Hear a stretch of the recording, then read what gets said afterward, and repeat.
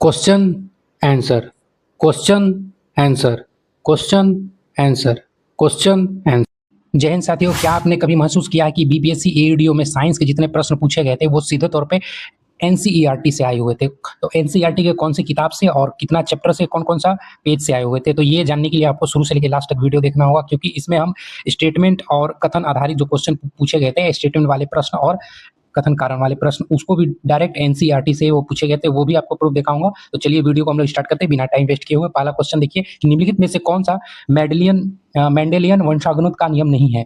तो इसका आपको क्या होगा, निम्नलिखित में से कौन सा प्रभुत्व का नियम, पृथक्करण का नियम, या स्वतंत्र अपघटन का नियम, या युग्मों की शुद्धता का जांच। जब एनसीईआरटी पढ़िएगा तो स्वतंत्र अपघटन का नियम का कोई यहाँ नियम नहीं दिया हुआ है, तो इसका सी हो जाएगा आंसर। ये देखिए क्लास 12 का बायोलॉजी जीव विज्ञान है, उसी में से ये पूछा हुआ था प्रश्न। देखिए एनसीईआरटी में कहाँ से ये प्रश्न पूछा हुआ था, यहाँ पे पढ़िएगा। वंशानुगत के आणविक आधार, उसमें से ये है। देखिए यहाँ पे है पहला में कि प्रभाविता का नियम, इसे ही लॉ ऑफ डोमिनेंस कहते हैं। दूसरा है लॉ ऑफ सेग्रीगेशन यानी विसंयोजन नियम। ठीक है, तो यही इसी का नाम है। आपको यहाँ पे देखिए प्रभुत्व का नियम ये हो जाएगा आपको, या प्रभाविता का नियम, और दूसरा है लॉ ऑफ सेग्रीगेशन।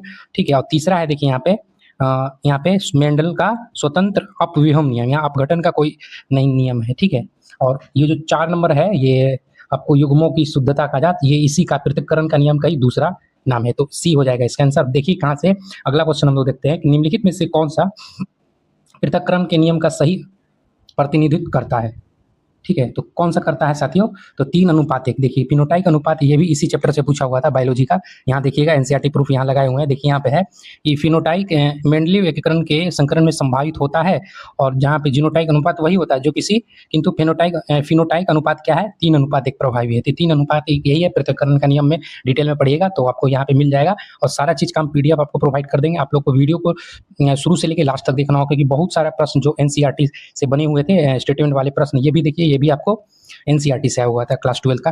देखिए कि मेंडल को आनुवंशिक जेनेटिक्स का जनक कहा जाता है, तो ये भी बिल्कुल सही है। दूसरा है कि लॉ ऑफ सेग्रीगेशन कहता है कि प्रत्येक गैमीट में एक लक्षण के 2 एलील प्राप्त होते हैं। ठीक है, अगला स्टेटमेंट हम लोग देखते हैं क्या है कि एक संकरीकृत संकरण यानी मेनो हाइब्रिड क्रॉस में F2 यानी फेनोटाइपिक अनुपात 3:1 होता है। अगला है कि लॉ ऑफ इंडिपेंडेंट असेसमेंट का नियम केवल विभिन्न गुणसूत्रों पर उपस्थित लक्षणों के लिए ही कार्य करता है। तो ये आपको 3 नंबर 4 और 1 सही हो जाएगा, लेकिन ये गलत हो जाएगा। देखिए कहाँ से बना हुआ था ये पहला प्रश्न, 1 3 4 होगा इसका आंसर बी।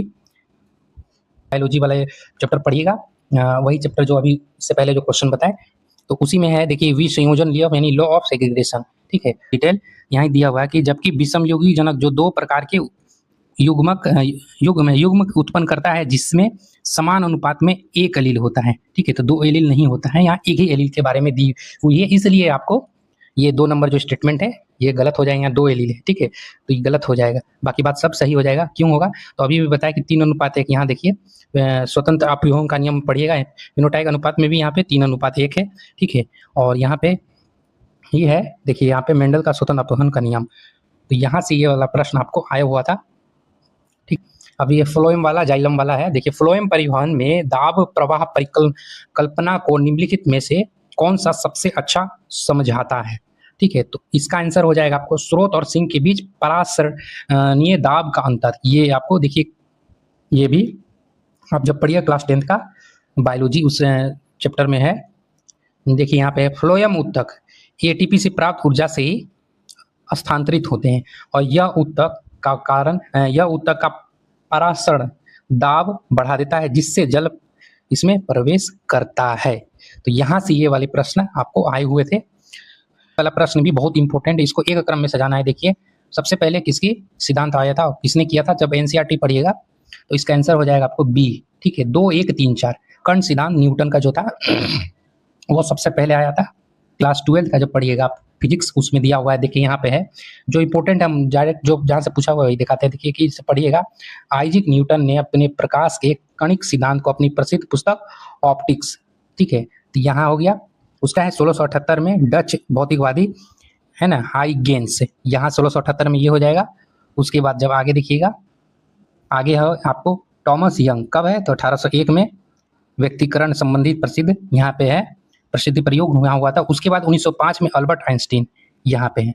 तो यहाँ से ये वाला प्रश्न आया हुआ था, कौन सा ये चैप्टर है, ये आपको दिया हुआ है। अब बोल रहा है कि इसमें कौन सा कथन सही है। तो सही आपको जब पढ़िएगा एनसीईआरटी में 1 और 2 सही हो जाएगा। फोटोन की तीव्रता बढ़ाने से इलेक्ट्रॉनों की गतिज ऊर्जा बढ़ जाती है, बल्कि ये फोटोन की तीव्रता बढ़ाने से इलेक्ट्रॉन की गतिज ऊर्जा में कोई प्रभाव नहीं पड़ता। ठीक है, तो ये आपको स्टेटमेंट गलत हो जाएगा। अब 1 और 2 सही दिए। देखिए एनसीईआरटी में ही आपको क्लास 12 का फिजिक्स में मिल जाएगा। यहाँ देखिए कि कार्यफलन ये है ना, कार्यफलन बराबर यहाँ दिया हुआ है। और जब यहाँ पे पढ़िएगा डिटेल में कि यहाँ की इलेक्ट्रॉनों की उत्सर्जित होने पे गतिज ऊर्जा अपने अधिकतम मान पे होती है। ध्यान देखिए किसी आवर्ती के प्रकाश की तीव्रता प्रति सेकंड आपतित फोटोन की संख्या द्वारा निर्धारित होती है। तीव्रता बढ़ाने से प्रति सेकंड उत्सर्जित इलेक्ट्रॉनों की संख्या बढ़ जाती है, तथापि उत्सर्जित प्रकाशिक इलेक्ट्रॉनों की अधिकतम गतिज ऊर्जा प्रत्येक फोटोन की ऊर्जा द्वारा निर्धारित होती है। यहाँ से ये वाले प्रश्न आपको आए हुए थे। अगला देखिए कि यदि विद्युत चुंबकीय तरंगे निर्वात में संचारित होती है तो डैश होगी, क्या होगी? ये भी स्टेटमेंट। विद्युत एवं चुंबकीय क्षेत्र एक दूसरे के लंबवत दोलन करते हैं। और दूसरा है कि स्टेटमेंट विद्युत चुंबकीय तरंगों की माध्यम की आवश्यकता होती है। तीसरा है विद्युत चुंबकीय तरंगे ऊर्जा एवं संवेग वहन करते हैं। तो ये आपको जब पढ़िएगा एनसीईआरटी, इसका आंसर हो जाएगा आपको 2 और 3 सही है। अब देखिए क्यों सही है, ये कैसे होगा। यहाँ जब पढ़िएगा आप लोग क्लास 12 का फिजिक्स, यहाँ पे दिया हुआ है कि विद्युत, यहाँ पे है कि हम वैद्युत चुंबकीय तरंगों के कुछ अधिलक्षणों पर टिप्पणी करते हैं। ठीक है, यहाँ पे है टिप्पणी करते हैं। अवमुक्त स्थान या निर्वात में विद्युत एवं चुंबकीय क्षेत्रों के स्वपोषित दोलन हैं। ठीक है, तो यहाँ हुआ। अगला है कि वे इस अर्थ में अभी तक हमारे द्वारा अध्ययन की गई तरंगों से भिन्न है। इनमें विद्युत और चुंबकीय क्षेत्रों के दोलन के लिए किसी भौतिक माध्यम की आवश्यकता नहीं होती। तो दो हो गया स्टेटमेंट सही। अगला देखिए यहाँ है कि तरंगों की तरह विद्युत चुंबकीय तरंग भी ऊर्जा एवं संवेग वहन करती हैं। तो यहाँ से ये वाले प्रश्न आपको आए हुए थे। अगला है, ये वाली प्रश्न बहुत इंपॉर्टेंट है कि एक कथन है कि एक कृष्ण पिंड यानी ब्लैक बॉडी एक आदर्श अवशोषक और विकिरिक होता है। और यहाँ पे कृष्ण पिंड से विकिरण परावर्तित नहीं होते। यानी कृष्ण पिंड से जो ब्लैक बॉडी है उससे विकिरण क्या होते हैं? परावर्तित नहीं होते। अगला है कि कृष्ण पिंड यानी ब्लैक बॉडी उच्च तापमान पर अधिक ऊर्जा विकिरित करती है। तो कौन सा स्टेटमेंट इसका सही हो जाएगा? ये भी स्टेटमेंट वाले प्रश्न था। और देखिए इसका आपको क्या होगा कि दोनों सही हो जाएगा। ठीक है, दोनों सही हो जाएगा। अब देखिए क्यों था, जब देखिए यहाँ पढ़िएगा, यहाँ है देखिए, यहाँ है ना, कृष्णिका द्वारा विभिन्न तापों पर उत्सर्जित ऊर्जा एवं तरंगदैर्घ्य के मध्य खींचे गए वक्र। तो यहाँ से ये, यहाँ पे चित्र वाले भी पढ़िएगा, यहाँ से ये वाला प्रश्न बना हुआ था। विद्युत चुंबकीय यानी इसमें दिया हुआ है कि विद्युत चुंबकीय गुरुत्वाकर्षणीय और नाभिकीय बलों की मात्रा का सही क्रम निम्नलिखित में से कौन सा है? तो इसका आंसर हो जाएगा आपको साथियों, पहले होगा नाभिकीय, उसके बाद विद्युत चुंबकीय, उसके बाद गुरुत्वाकर्षणीय। यह अब ये भी प्रश्न जो था आपको एनसीईआरटी से ही था। जब देखिएगा पढ़िएगा यहाँ पे कि प्रकाश के मूल बल, यहाँ है गुरुत्वाकर्षणीय बल, नाभिकीय दुर्बल नाभिकीय बल, विद्युत चुंबकीय बल और प्रबल नाभिकीय बल। तो यहाँ से आपको डिटेल में यहाँ से आए हुए थे प्रश्न। तो अगला देखिए साथियों, ये वाला जो प्रश्न है आपको वाष्पोत्सर्जन कथन वाला है। वाष्पोत्सर्जन रस के ऊपर उठने में सहायक होता है। तो देखिए कारण क्या है कि वाष्पोत्सर्जन क्यों? वाष्पोत्सर्जन जड़ों में परासरणीय दाब बढ़ाता है।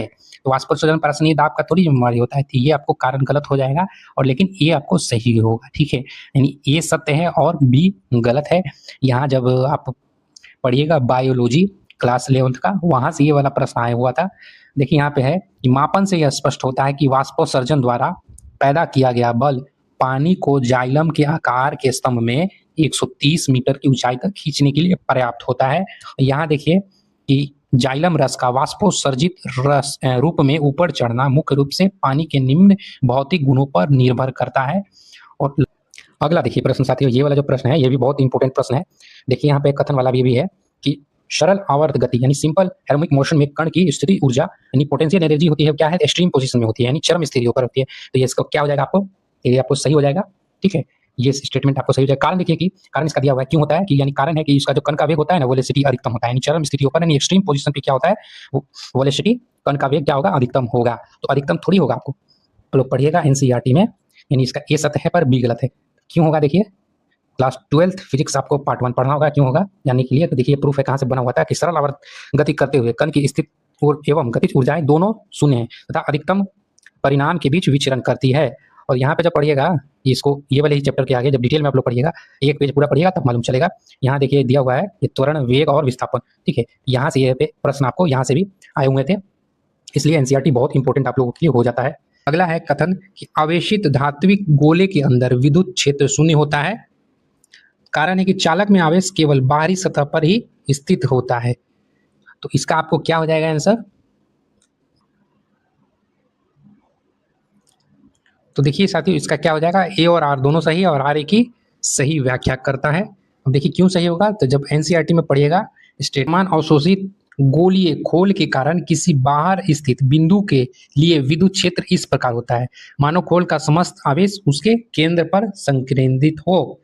अतः खोल के बाहर स्थित बिंदु पर आवेशित कोश के कारण विभव गोलीय खोल पर समस्त आवेश तथा आर गोलीय कोश की त्रिज्या है और कोश के भीतर विद्युत क्षेत्र शून्य होता है, इसमें ध्वनित होता है और खोल के भीतर विभव नियत रहता है। ठीक है, क्योंकि खोल के भीतर आवेश की गति कराने से कोई कार्य नहीं होता और इसलिए यह खोल के पृष्ठ के विभव के समान होता है। तो यहां से ये वाले प्रश्न आपको आए हुए थे। अगला देखिए, अगला ये वाले प्रश्न है आपको, अगेन ये भी फिजिक्स से भी आपको आया हुआ था प्रश्न। ठीक है, 19 नंबर इसका सी होगा। ठीक है, ए और आर दोनों सही है और आर ए के सही ए का सही स्पष्टीकरण है। देखिए क्यों होगा, यहाँ देखिए दिया हुआ है कि चुंबकीय स्थिति और वैद्युत चुंबकीय स्थिति के में गाउस का नियम क्रमशः इस प्रकार है। तो गाउस का नियम जब देखिएगा यहाँ पे है ना, विद्युत संबंधी में गाउस का नियम और चुंबकीय स्थिति में गाउस का नियम। तो यहाँ से इसको जब डिटेल पढ़िएगा तो आपको ये वाला प्रश्न समझ में आएगा। तो देखिए साथियों, अभी तक जितना आप लोग क्वेश्चन देखे स्टेटमेंट वाला क्वेश्चन, वो सभी बीपीएससी एईडीओ में आपको पूछा हुआ प्रश्न था, जिसका ये पार्ट 2 वीडियो था। पार्ट 1 आप लोगों के लिए अपलोड हो गया है। और अभी तक जितना आप लोग स्टेटमेंट वाला प्रश्न देखे और कथन कारण वाला, वो सब एनसीईआरटी से आए हुए थे। तो 35 प्रश्न आपको टोटल हो गया पार्ट 1 से पार्ट 2 तक। तो आप लोग प्रश्न 35 में से लगभग 90% आपको एनसीईआरटी से आए हुए थे। तो आप लोग खुद फैसला कर सकते हैं कि एनसीईआरटी हर एक सब्जेक्ट के लिए बहुत इंपॉर्टेंट है आपके लिए। तो तक आपको वीडियो अच्छी लगी तो वीडियो को लाइक कीजिएगा, चैनल को सब्सक्राइब कर लीजिएगा ऐसे ही एनसीईआरटी वाले मजेदार कंटेंट देखने के लिए। और तो आप लोगों के लिए और कौन सा सब्जेक्ट का एनालिसिस चाहिए वो आपको कमेंट में आप लोग अपना जवाब राय दीजिए। मिलते हैं हम लोग नेक्स्ट वीडियो में। और साथ में एक चीज़ और सूचना आपको बताना था कि इस वीडियो के बाद आपको एनसीईआरटी का क्लास 9th का जो ज्योग्राफी का होता है वो एमसीक्यू तैयार हो गया है। आपको चैप्टर बाय चैप्टर अपलोड हम कल से या तो परसों से डाल देंगे, वीडियो आप लोग देख लीजिएगा। वो एनसीईआरटी है, एकदम pure NCERT, page bye page आपको चैप्टर के अंदर से बनाया हुआ एमसीक्यू है। तो वो वीडियो आप लोग देखना चाहेंगे तो कमेंट में अपना राय जरूर बताइए कि तो हम नेक्स्ट वीडियो उस पर जरूर लाएंगे। तो मिलते हैं हम लोग नेक्स्ट वीडियो में। जय हिंद साथियों।